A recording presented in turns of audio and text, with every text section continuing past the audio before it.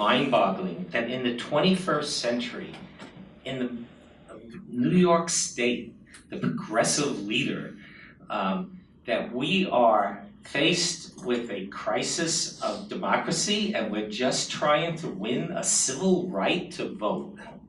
It's just truly mind-boggling.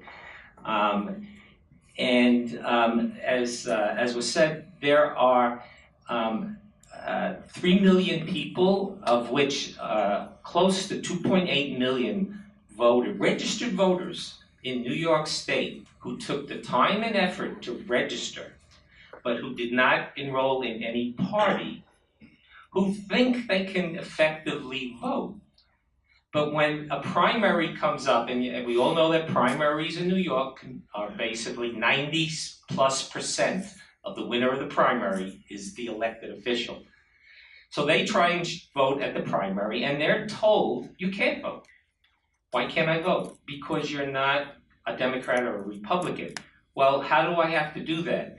Well, a year before the election, primary, you had to change your registration. October 13th was the deadline to register, to change your party registration to be a Democrat, to vote in next September's Democratic primary. They hadn't even set the date yet.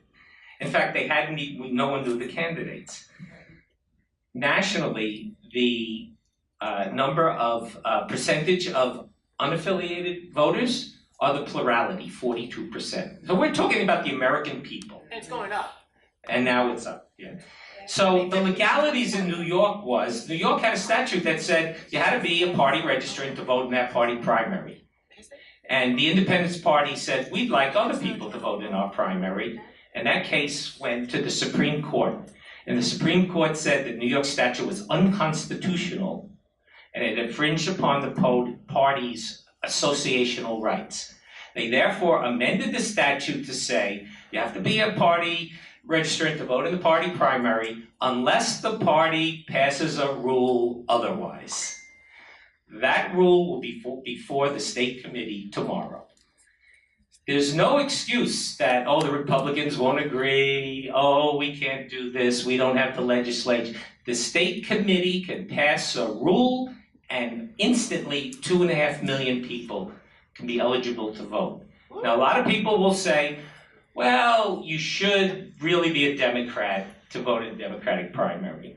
And we don't want rating, and that's going to hurt the Democrats. Well, California has a rule in their presidential primary that says not Republicans, not other party registrants, but blanks can vote in the presidential primary in California. And they could pick either primary. Now, the excuse is, well, they're going to raid. People who are individual blanks have no incentive to raid other parties. They just want to vote. So there could be, our resolution says there's different rules for Republicans or other party registrants who may have that incentive and true blanks. Finally, the resolution says, okay, if the legislature passes a rule that makes it easy or just as easy to change your party registration as it is for a new voter, which has a new voter can register 25 days before a primary and vote in it, then this rule would go away. But you can't have it both ways. You can't say you must be a Democrat to vote in the primary and then make it impossible to become a Democrat to vote in that primary, because that is called disenfranchisement. That's all it is. And all those states in the South that have ID laws, right, and explicitly designed to exclude people of color, young people, Democrats, whatever, they admit it. At least if you find the right ID, like a hunting license or something in Texas, you can vote. In New York, you cannot. So we cannot have, you know how many people voted in the primary 4 years ago for governor?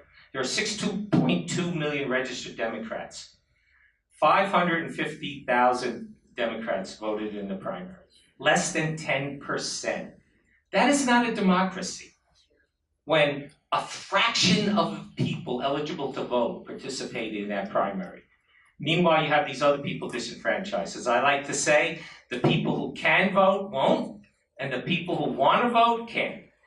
And that is not a democracy. And so we're here to tell the Democratic State Committee, you can change this.